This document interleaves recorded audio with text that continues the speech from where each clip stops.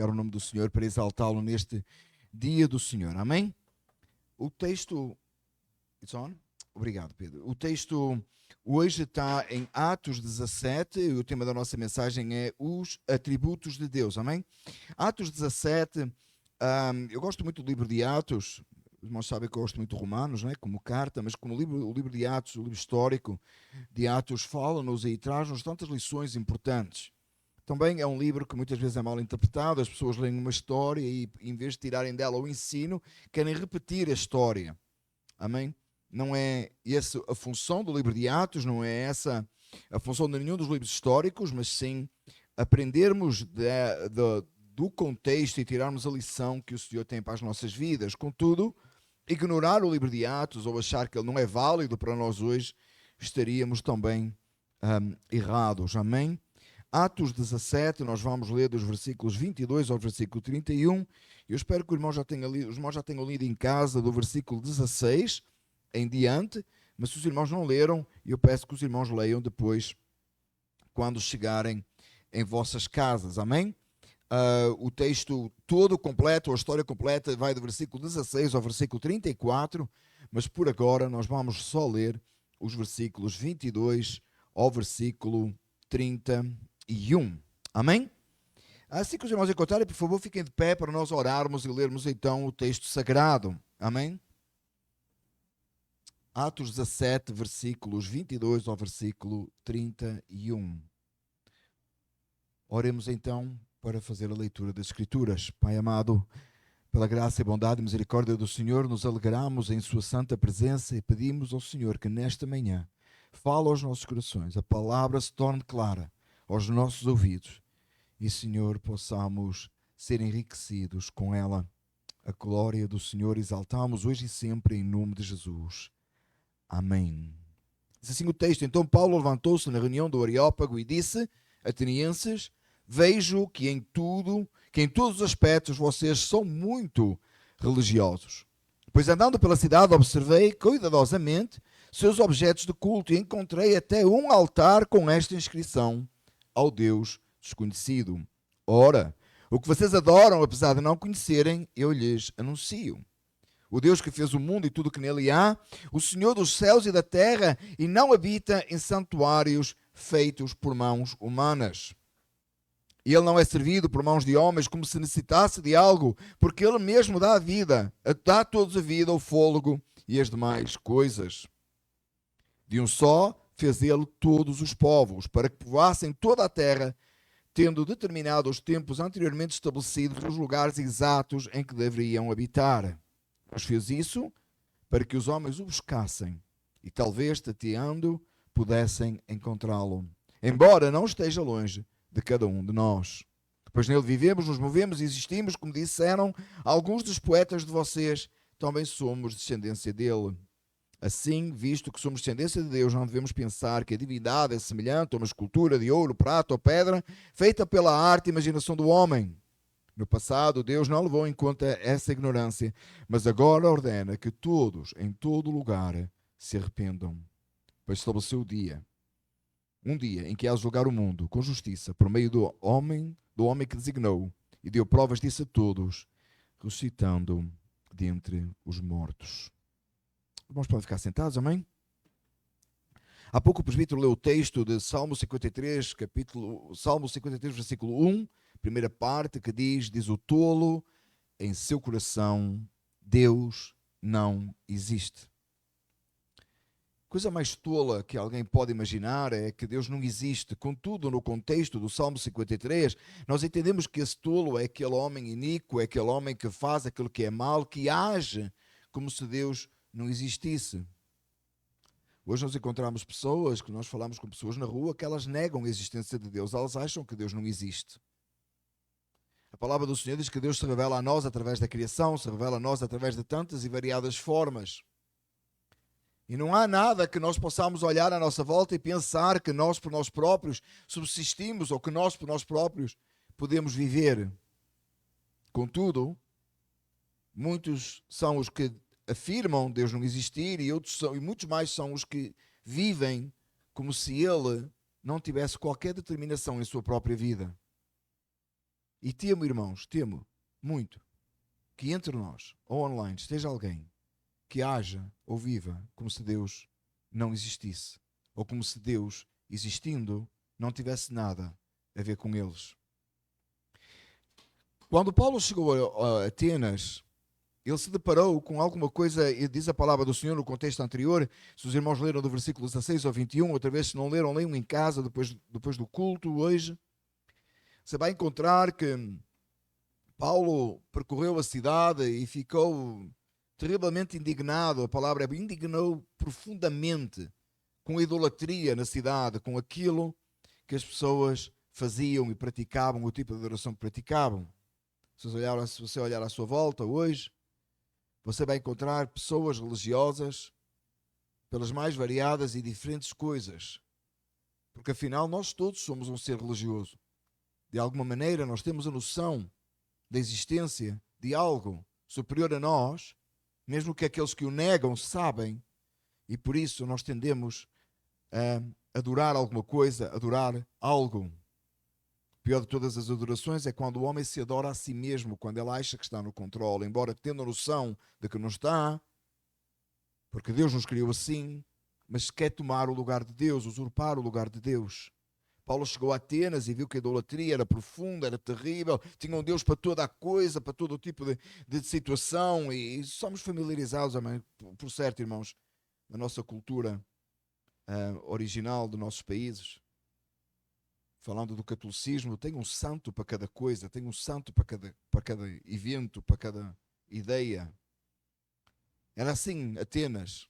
Tinha um ídolo para cada coisa, tinha um santo para cada coisa. Tinha um ídolo, uma forma errada de adorar para cada situação. E o interessante, irmãos, é que eles até tinham um altar ao qual estava escrito ao Deus desconhecido. Não fosse haver algum Deus para não ficar ofendido, que eles não se tivessem lembrado ou que eles não soubessem da existência, eles colocaram um pedestral vazio que dizia ao Deus desconhecido. Paulo chega diante daquele panorama e diz: esse é o que eu vos vou anunciar.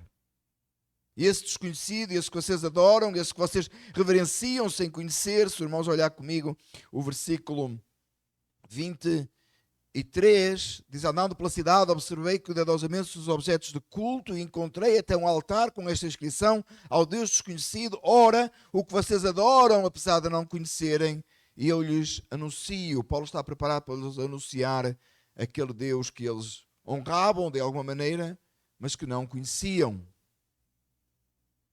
Como é que nós sabemos que o Deus desconhecido aqui é o Deus verdadeiro? Porque aquele que conhece o Deus verdadeiro, ele não tem nenhum outro. Ele não precisa de nenhum outro. Quando Paulo lhes anunciou a eles o Deus desconhecido, aqueles que em seu coração puderam receber o Deus desconhecido a eles, que passa então a ser conhecido, ele destrói e destorna todos os outros ídolos, porque nenhum pode subsistir diante dele, nem nós próprios, nem os nossos pensamentos humanos, nem os nossos erros de pensamento, quando nós nos deparamos diante do Deus Todo-Poderoso. Paulo então começa por descrever Deus, o Deus que eles não conhecem. Antes de nós entrarmos na própria pregação de Paulo, que começa no versículo 24, o versículo 23 seria uma introdução, e ele pega no gancho do Deus desconhecido e começa a lhes apresentar Deus. É muito importante, irmãos, nós entendermos que nós precisamos de conhecer a Deus e nós precisamos também de atender à forma como era pregado no Novo Testamento, no livro de Atos, como é que o Evangelho era pregado. Há uns anos atrás eu encontrei um senhor que estava a começar a trabalhar numa igreja na área de evangelismo, estava a tomar conta do departamento, e sabendo que eu estava a pastorear, veio ter comigo e disse-me qual seria a melhor estratégia para levar o Evangelho a alguém, para pregar o Evangelho. Eu estava envolvido no departamento de missões, de evangelismo, isso seria ótimo, não é? Qual é a melhor estratégia? E eu disse-lhe a melhor estratégia, Digo, tem vários métodos que tu podes usar. Nessa altura estava muito popular o Redbox. Não sei se os irmãos sabem o que era, uma caixa vermelha que alguém punha de pé e pregava em cima da caixa. E há outros métodos, o evangelismo explosivo, etc. Uma série de métodos. Eu disse a ele, existem vários métodos, mencionei-lhes alguns, mas eu disse, mas quanto a mim, o mais importante de todos é o método de João Batista. Arrependei-vos e crede. É o que Jesus ensinou, arrependei-vos e crede. É o que os apóstolos ensinaram, arrependei-vos e crede. Então, meus amados irmãos, muito antes de nós atendermos a algum método que alguém faz, ou que alguém diz, ou que podem ser bons, sem dúvida, precisamos de perceber que o cerne da mensagem tem que ser aquela que os apóstolos proclamavam, e não uma invenção nova.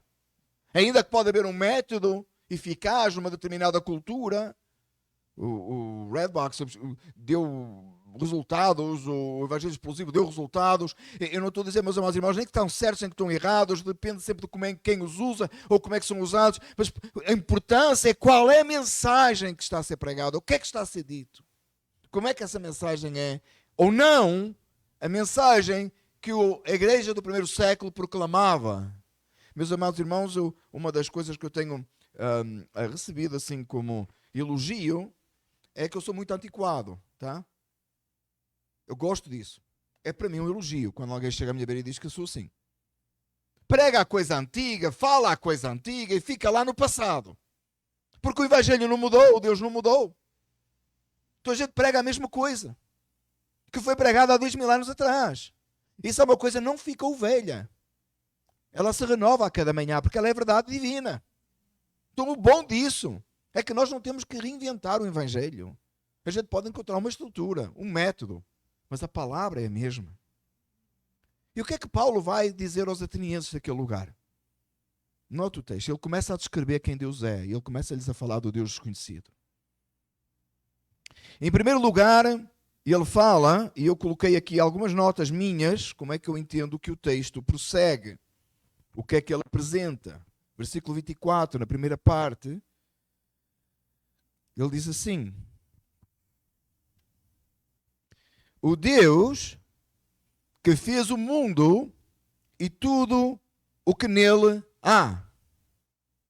Paulo apresenta aos atenienses daquele lugar o primeiro atributo de Deus que ele fala é que Deus é o Criador, o único Criador. Ele apresenta-lhes o Criador deles mesmos. A seguir, no mesmo versículo 24, ele diz assim, eu só quero acompanhar com as minhas notas, diz assim, o Deus que fez o mundo e tudo que nele há é o Senhor dos céus e da terra. Em primeiro lugar, ele diz que Deus é Criador. No segundo, ele diz que Deus é Senhor. Dois atributos de Deus numa frase. Ele começa por dizer, escuta, aquele Deus que vocês não conhecem, ele é o que vos criou. E ele é Senhor de todas as coisas. Ele é Senhor sobre tudo e todos. Ele é o Senhor exaltado nos céus e na terra. Ele não deixa espaço para nenhum outro ídolo, nenhum outro Deus. Ele não deixa espaço para que o ser humano se coloque numa posição altiva. Paulo, com esta frase, ele destrói na cabeça deles qualquer hipótese de argumentar contra. Eu vou-vos apresentar o Deus que vocês não conhecem, que vocês honram, mas não conhecem. Ele é o Criador de vocês. E Ele é Senhor de tudo. Ele acaba com todo outro pensamento, com toda outra ideia que possa surgir. Versículo 24, ainda na parte C, ele diz assim. Eu dividi o versículo em 3 partes. E não habita em santuários feitos por mãos humanas. E no versículo 25, no princípio, diz, ele não é servido por mãos de homens como necessitasse de algo. Qual é o atributo que Paulo está a exaltar aqui de Deus? Deus é autossuficiente. Deus não precisa que coloque um altar ao Deus desconhecido. Ele não necessita de ser humano para coisa alguma. Ele existe sem nós, mas nós não existimos sem Ele. Ele é o Senhor Todo-Poderoso. Você não lhe faz um favor vir aqui esta manhã. Ele não precisa de si para nada. Coisa mais absurda é dizer Deus precisa de ti. Deus não precisa de nós. Deus nos dá a oportunidade de nós o servirmos no seu reino. Deus não precisa de nós para nada.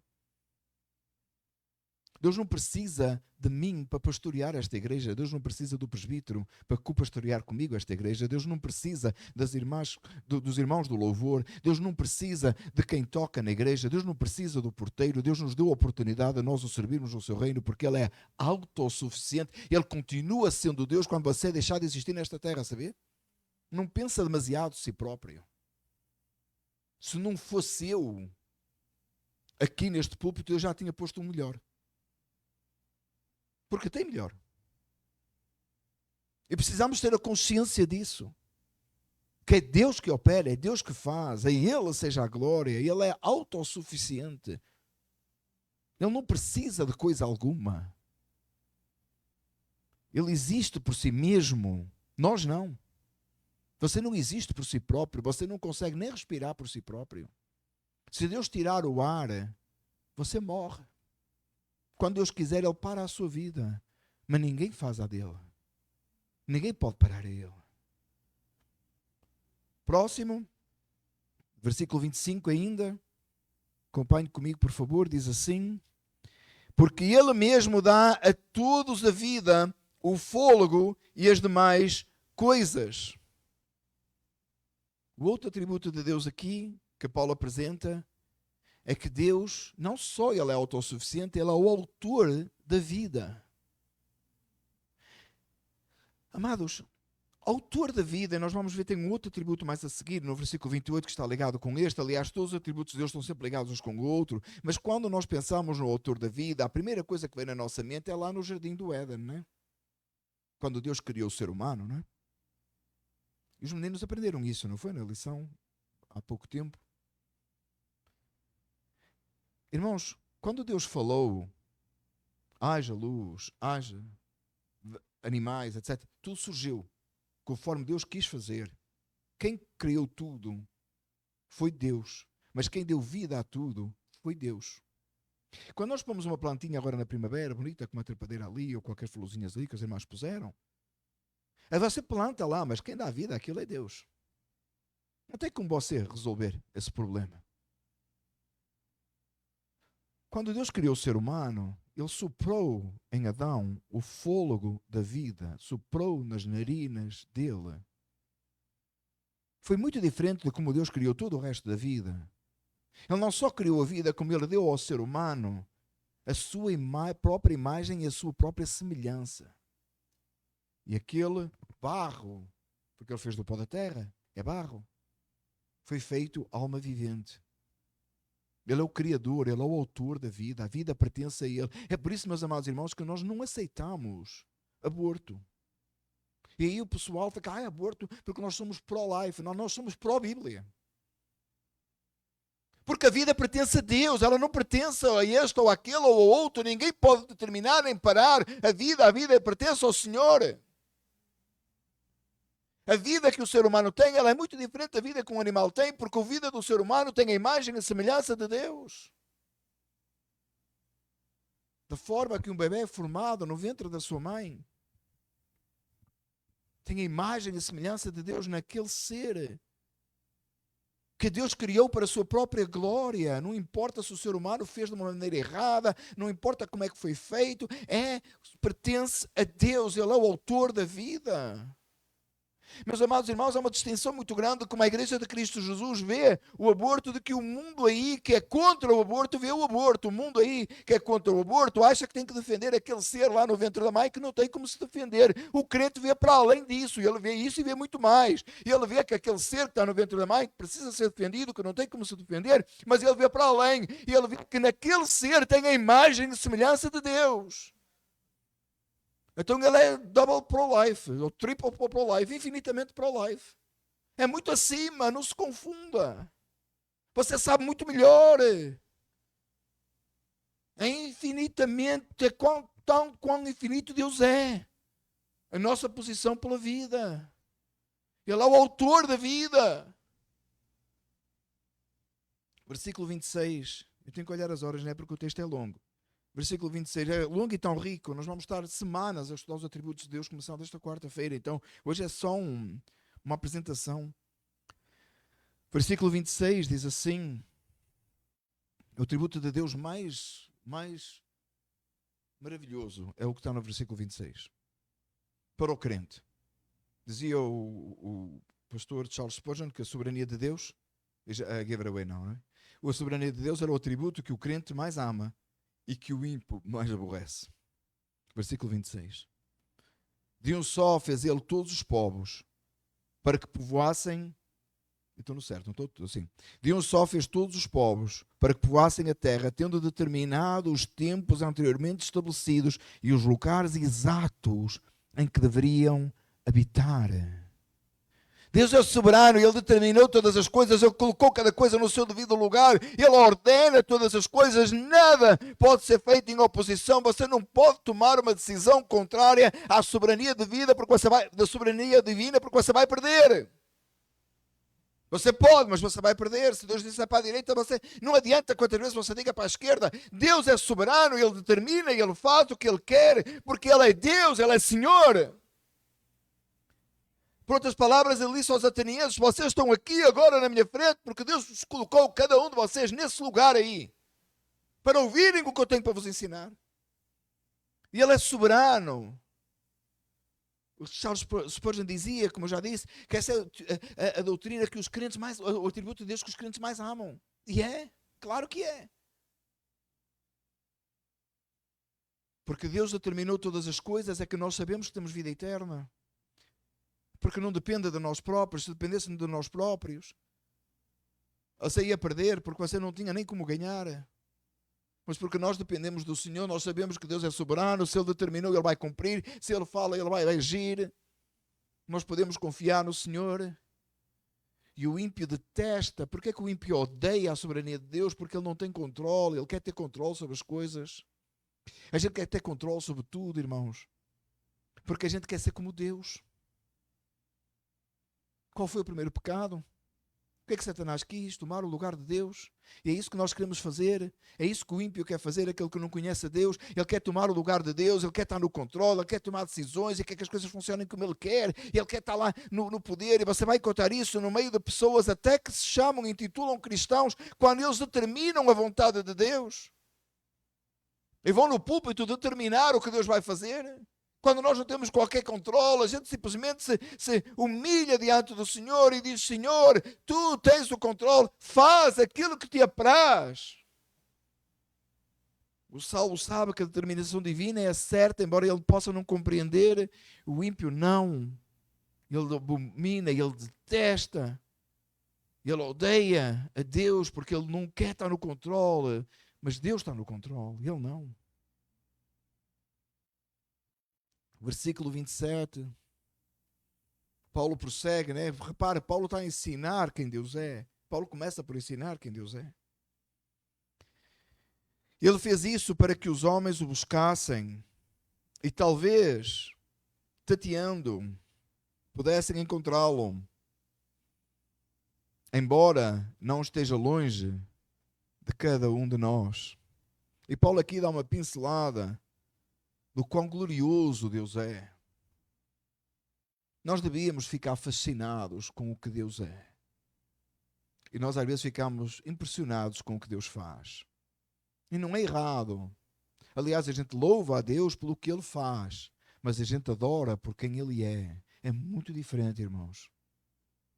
Adorar é você chegar diante da majestade e da presença de Deus, da sua glória e esplendor. E é isso que é o céu, irmãos. É você chegar diante dele, diante da sua glória, do seu esplendor, e você naturalmente ser levado a uma adoração profunda. Louvor é quando Deus realiza algo em sua vida e você louva por aquilo que Ele fez, você louva pela obra da redenção, você louva a Deus e deve fazê-lo, porque Ele enviou o seu Filho para morrer em seu lugar, mas adoração é contemplar a Deus. Adoração é aquilo que nas palavras do pastor Paul Washer diz assim: ainda que Ele me lançasse no inferno que eu mereço, eu ainda assim o adoraria. Porque Ele merece ser adorado. Isso é adoração. Adorar a Deus é contemplar quem Ele é. É esquecer de quem você é esquecer do que você pode receber de Deus. Meus amados irmãos, é por isso que nós não vimos este lugar para receber alguma coisa de Deus. É por isso que o domingo, o dia do Senhor, a gente vem para adorar. Mas assim, mas pastor, eu vou para casa mais abençoado. Ainda bem que vai. Mas não venha com essa intenção. Venha para adorar. É o dia da adoração. É o dia da gente parar com os nossos afazeres para vir adorar a Deus. Para contemplar a sua face. Para cantar louvores a Ele. É por isso que nós somos cuidadosos com os hinos que cantamos, não é? Porque é adorar. É para adorar. É para contemplar a sua face. Meus amados irmãos, quem não tem desejo de adorar a Deus nesta terra não tem nada para fazer da eternidade. Ainda que lá chegasse, não tinha nada para ir lá. Aquele que não adora a Deus em espírito e em verdade nesta terra não vai para o céu, mas também se fosse não tinha nada para fazer lá. E ele não tinha nada com ele, não tem nada com ele. Quem não adora a Deus nesta terra vai para o inferno, porque não contempla a majestade de Deus e a glória de Deus. Não tem um espírito convertido, salvo, que leva à perfeita adoração. Então não tem nada no céu para ele. Versículo 28 diz assim: pois nele vivemos, nos movemos e existimos. Como disseram alguns dos poetas de vocês, também somos descendência dele. Paulo pega numa frase comum entre eles, não sabemos de onde vem, para afirmar que Deus não só é o Criador, que ele já tinha dito no início, ele é Senhor, como ele já tinha dito, ele é autossuficiente, ele é o autor da vida, ele é soberano, ele é glorioso, mas ele também é sustentador. Ele virou-se para a sua audiência e disse assim: se Deus parar de sustentar a vossa vida, vocês perecem agora. Se Deus fizer o sol parar de brilhar, nós perecemos. Se Deus fizer o ar parar, nós perecemos. Nele existimos. Você não só vive no mundo de Deus, a vida que você tem pertence a Deus, já vimos isso, como a sua própria existência, ela pertence ao Senhor. Muitos anos atrás, irmãos, Satanás vai fazendo coisas, às vezes demora tempo, vai preparando mentalidades, pensamentos. Por isso, meus amados, que eu sou tão cuidadoso com música e aviso tanto os irmãos: cuidado com música que não é música sacra, cuidado com o que você ouve. Crescemos na nossa adolescência com uma música muito famosa em Portugal que dizia assim: tu não és de ninguém, nasces selvagem. Mais do que um país, mais do que um partido, mais do que uma religião, tu pertences a ti próprio. Cantávamos isto, irmãos. Repetíamos esta abominação, esta afronta a Deus. Parece que não tem nada de errado. Era para fazer uma geração jovem. Estava nos meus 15 anos. Para aí, 16. Era para fazer nós sermos desinibidos e produzirmos e sermos capazes. Que nada. Era uma revolta contra Deus. Era uma abominação. Era uma blasfémia. Não, não é verdade. Você depende de Deus, você não pertence a si próprio, você pertence ao Senhor, você pode até negar, mas o que pertence, pertence. Essa geração, irmãos, que cresceu a cantar, por exemplo, esse tipo de música, não é só por causa dessa música, mas a mentalidade da época. É a geração hoje que não tem família. Famílias separadas, filhos separados, geração quebrada, igreja vazia, vazia de evangelho. É a geração que senta nas cadeiras da igreja hoje, mas não percebe quem Deus é, não sabe nada. É uma geração que revolta contra Deus. A minha geração, que criou a geração seguinte, que é uma geração que não quer nada com o Senhor, que em vez de culto quer espetáculo, que pinta a igreja de preto, que faz do louvor um show, que põe mais música que voz, e fala que a igreja não é não. Porque negou quem Deus é, nega os atributos de Deus. É uma igreja que do culto faz uma festa, que deveria de ser uma festa, uma exaltação, uma celebração a Deus. Não, mas uma exaltação e uma festa à própria carnalidade. Vai à igreja para ter um bom tempo. Tirou o nome de igreja para pôr o nome de comunidade. E fazer todo o tipo de absurdo. Em nome do Senhor, blasfemando contra Deus. Pastores viraram coaches. Que eu até fiquei contente, para dizer a verdade. Quando um bando aí de gente, pastor, acrescentou a palavra coach, eu fiquei contente. Porque eu não sou. Aí eu desmarcou, não é? Para mim até foi um favor. Os que tiraram o nome de igreja e chamaram comunidade também foi outro favor. Porque ao menos já não se identificam mais com a gente. Que o Senhor nos ajude, irmãos, a sermos fiéis às Escrituras. Versículo 29.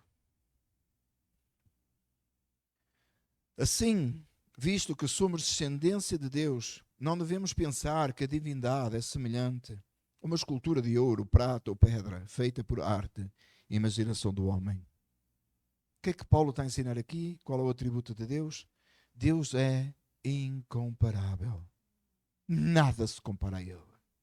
Você foi feito à semelhança e imagem de Deus, mas você não é Deus. Você não se pode comparar a Deus. Os anjos não são comparáveis a Deus. Sabe porque é que Deus exige toda a glória para si? Se você exigisse para si tudo, quando você encontra alguém que quer que o mundo todo gire à sua volta, você diz que essa pessoa é egoísta, não é? Você diz que essa pessoa quer ser o centro de tudo, não é? Você diz que essa pessoa, ela não tem em consideração os outros, não é? Sabe que tem muita gente acusando Deus disso? Um Deus que quer tudo para a glória dele é um Deus que é egoísta. É um Deus que só pensa em si próprio. É um Deus que um Deus que não interessa a ninguém. O que nós não entendemos e temos falta de entendimento é que é o seguinte: se eu quiser que a vida toda ande à minha volta, eu vou prejudicar os outros. Porque tem outros como eu. Tem outros homens neste lugar. Tem outras senhoras neste lugar. Tem criança neste lugar.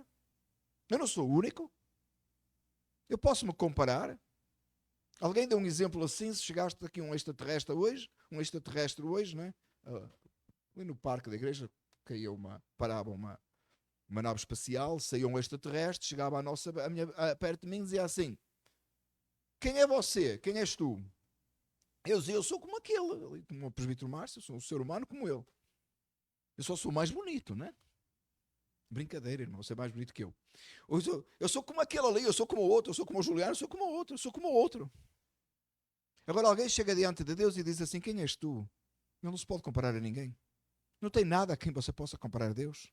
Sabe porque é que Deus não é um Deus egoísta? Porque não tem ninguém que se compare a Ele. Não há ninguém que seja como Ele. Sim, tudo funciona à volta dEle, o mundo todo, porque tudo pertence a Ele. Sabe que uma das maiores dificuldades que nós temos, irmãos, é que nós dependemos dos outros e a gente não gosta disso. E você diz assim: eu não dependo de ninguém, eu dependo só de mim. Você é mentiroso, nem ensina a sua criança tal coisa, porque ele nunca vai ser autossuficiente, ele nunca vai ser independente. Nós dependemos dos outros, sempre vamos depender. E se você está a pensar naquelas coisas que, eu precisei de ajuda naquele dia, tá. Você hoje, passei de sua casa, você dependeu de outras pessoas. Se você veio de carro, você dependeu lá da gasolina, a não ser que você tenha carro elétrico, senão dependeu lá da eletricidade. Você dependeu de alguém que fez essa roupa que você tem vestida. Você diz: mas paguei com o meu dinheiro, mas alguém produziu essa roupa. Você está aqui esta manhã, você depende da pessoa que instalou aqui o ar-condicionado. Você nem sabe quem foi, nem eu. Nós vivemos no mundo, nós dependemos uns dos outros completamente. Não há nada que a gente faça sozinhos, não há nada que você faça sozinho, nada, nada. Ainda que você tivesse um quintal, que você produzisse os seus próprios alimentos, você ainda assim dependia de todas as coisas, como por exemplo do adubo para lá pôr, não? Ou você dependia de comprar a terra, ou de comprar as plantas. Mais cedo ou mais tarde você vai depender de alguém. Não tem como você não depender, porque você não anda nu, né? E se você tem um quintal, você não faz roupa. Se você faz roupa, você não tem quintal. Ou se você faz isto, você não faz aquilo. Dependemos uns dos outros, ninguém. Mas Deus não. Ele não depende de ninguém, Ele não precisa de ninguém. Ele não se compara a ninguém, Ele é Deus soberano, é por isso que a glória pertence somente a Ele, é por isso que Ele não divide a sua glória com ninguém, não é porque Ele é um Deus egoísta, não é porque Ele é um Deus centrado nele próprio, é porque Ele é único e Ele é Deus. E você não é, nós não somos. É por isso que tudo pertence a Ele. Ele é incomparável. Paulo demorou na nossa divisão dos versículos, do versículo 22, perdão, do versículo 24 ao versículo 29, a apresentar quem Deus é. Até esta altura não falou ainda de salvação, não falou de arrependimento ainda. Ele apresentou quem Deus é. Versículo 30 e 31 diz assim: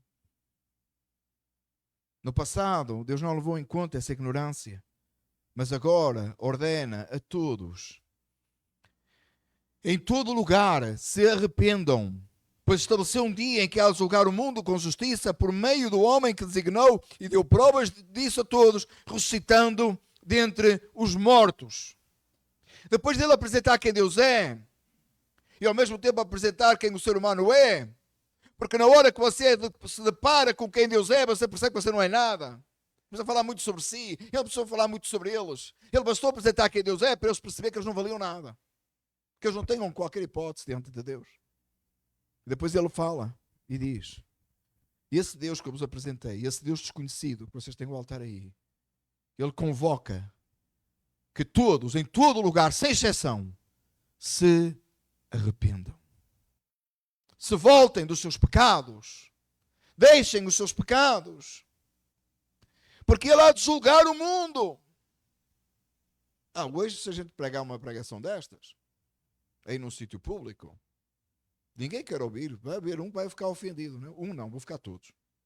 Todo mundo vai ficar zangadozinho, né? Se você ler o contexto do que aconteceu a seguir, você vai perceber que eles também ficaram, não é? Porque a coisa não mudou, irmãos. A coisa não mudou. Você não pode dizer isso. Você está-me a dizer a mim que eu tenho que me arrepender de quê? Está-me a julgar? Está a assumir que eu peco? Mas é a Bíblia que diz. Vai haver um julgamento? Eu preciso de uma coisa positiva.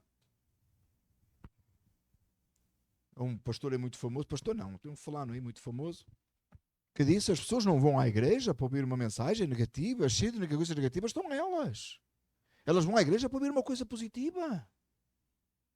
Your best life now. Você precisa de viver o melhor da sua vida hoje. As pessoas vão à igreja para ouvir isso. É isso. É a minha forma de apresentar. Que forma o quê? Isso não é forma bíblica. Claro que está lá com o auditório lá cheio de ímpios, de pessoas não convertidas. As pessoas vão lá para receber uma mensagem positiva e um sorriso. O maior falso profeta dos nossos dias, enganando pessoas, e pessoas correm atrás disso. Ele próprio diz: eu não estou aqui para falar de pecado, não é o meu chamado. Pois não, porque ele não é salvo, nem ele é salvo, nem, claro que o pastor não é. Não estou aqui para não é esse o meu chamado é dar uma mensagem positiva. Deve ser o rei dos coaches.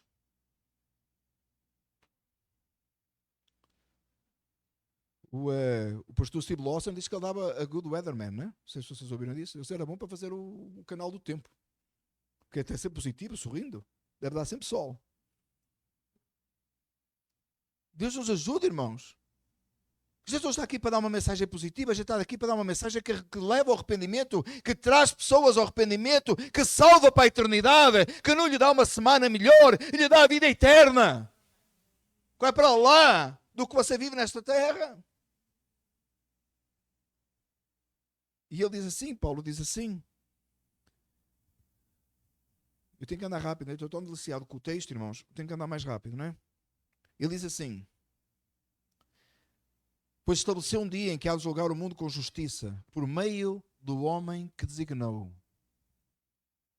E deu provas disso a todos, ressuscitando dentre os mortos. E em nenhum outro há salvação, porque nenhum outro nome há dado entre os homens pelo qual devamos ser salvos: Jesus Cristo. Ele apresenta Jesus Cristo como o mediador entre Deus e os homens, depois de apresentar Deus, os seus atributos, depois de exaltar a soberania de Deus, depois de exaltar e dizer que Deus é o Criador, Senhor, a sua autossuficiência, autor da vida, soberano, glorioso, sustentador e incomparável. E ele diz, isto é o que vocês não são, isto é o que Deus é, vocês precisam de Cristo. Meus amados irmãos, que texto maravilhoso, extraordinário. O quanto eu amo este texto. Eu já preguei este texto várias vezes. Eu não peguei numa pregação que eu tenha feito no passado. Eu não me lembro como é que eu classifiquei os atributos de Deus neste texto. Porque obviamente você pode pegar no texto e você pode tirar muitos outros atributos de Deus do que Paulo expõe aqui. Ou você pode colocar mais de um lado ou do outro. Porque os atributos de Deus estão interligados. Porque esta mensagem hoje. Porque não continuamos com Romanos hoje.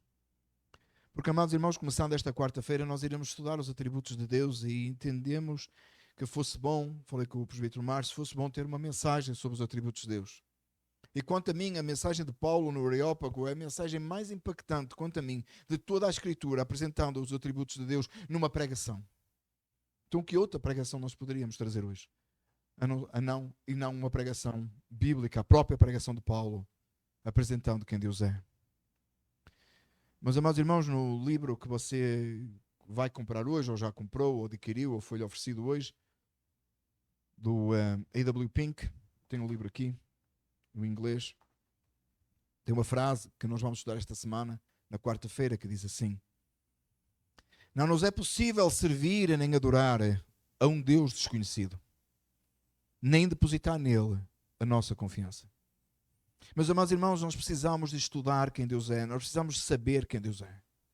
Nós precisamos de conhecer a Deus, para que não sejamos confundidos, para que mensagens de heresia não entrem na nossa cabeça, sejam rejeitadas. Nós precisamos de conhecer e firmar na pessoa bendita do Senhor Jesus Cristo, conhecer os atributos de Deus, os atributos que é os mesmos do Pai, do Filho e do Espírito Santo, os atributos comunicáveis, que é aqueles que vêm de encontro a nós e que nós participamos deles, e aqueles que são incomunicáveis, que é aqueles que nós não temos qualquer parte. Os incomunicáveis são aqueles como a soberania de Deus, você não é soberano, e os comunicáveis por exemplo, como o amor, porque você pode amar. Nós precisamos de conhecer a Deus, irmãos. Muitos são os autores e tem sido um trabalho muito grande entre as igrejas reformadas de levar o povo a conhecer os atributos de Deus, a estudar os atributos de Deus. Conhecer a Deus, estar na presença de Deus. Saber a quem você chama Deus. Como é que você pode confiar naquilo que você não conhece? Como é que você pode amar aquilo que você não conhece? Como é que você pode depositar nele a sua confiança? Que o Senhor nos ajude, irmãos, e que nós embarquemos nesta jornada por várias semanas, à quarta-feira, a estudar os atributos de Deus. E eu tenho um pedido para si nesta manhã. Pedido de todo o coração, irmãos. Um pedido mesmo. Diz assim, pastor, está a fazer os anúncios no meio da mensagem. Não, irmãos, eu estou a fazer uma ligação direta e eu pedi o meu apelo. Conclusão, apelo da mensagem é este. Venha estudar os atributos de Deus. Venha estudar os atributos de Deus. Venha conhecer aquele a quem você chama Deus, a quem você quer honrar e amar. Meus amados irmãos, eu vou pedir a você que, se você não adquiriu o livro, faça hoje. Se você precisa de cópias, faça hoje. E se você não vai poder estar na quarta-feira por alguma razão, eu vou pedir que você fale, por favor, com a irmã Marta. E ela vai arranjar maneira de você poder assistir de sua casa. Mas não falte, não deixe de estudar os atributos de Deus. Venha estudar os atributos de Deus conosco. E em sua casa, leia e leia e leia nas Escrituras. Procure os atributos de Deus na Bíblia. Mas desde Gênesis 1 a Apocalipse 21, que tem os atributos de Deus explanados por toda a Bíblia, começa a dizer que Ele é Criador e mostra no final quão Senhor e glorioso Ele é. Não tem outra coisa. Na sua leitura devocional diária, em cada texto que você lê, procura onde é que estão os atributos de Deus. Meus amados irmãos, o texto que eu preguei é simples demais, é ou não é? Qualquer um pode olhar o texto e ver esses atributos. E ele diz, tu criaste todas as coisas, você diz, Ele é Criador. E diz que Ele é Senhor sobre vocês, Ele é Senhor. É tão simples, é tão maravilhoso. Porém, meus amados irmãos, faça-o orando. Porque o nécio diz no seu coração que não há Deus. e você não quer ser um nécio, ore para que o Espírito Santo lhe revele a pessoa do Senhor Jesus Cristo. Para que o Espírito Santo abra a sua mente e à medida que você for estudando os atributos de Deus, eles ganhem vida em seu coração. Eles transformem o seu viver. Eles levem a negar o seu eu e a exaltar a pessoa do Senhor Jesus Cristo. Aquele que é Deus e Senhor, a Ele seja a glória, hoje e para todo sempre. Amém. Oremos ao Senhor. Amado Senhor nosso, Criador dos céus e da terra, nesta manhã pedimos ao Senhor que por graça e misericórdia nos conceda estudarmos os atributos divinos, sermos aperfeiçoados e moldados e vivermos para a glória do Senhor. Ajuda-nos a servir-te como tu desejas. A ti adoraremos em nome de Jesus. Amém. A graça do nosso Senhor Jesus Cristo, o amor de Deus e a comunhão do Espírito Santo sejam com todos nós. Amém. Nós podem ficar sentados.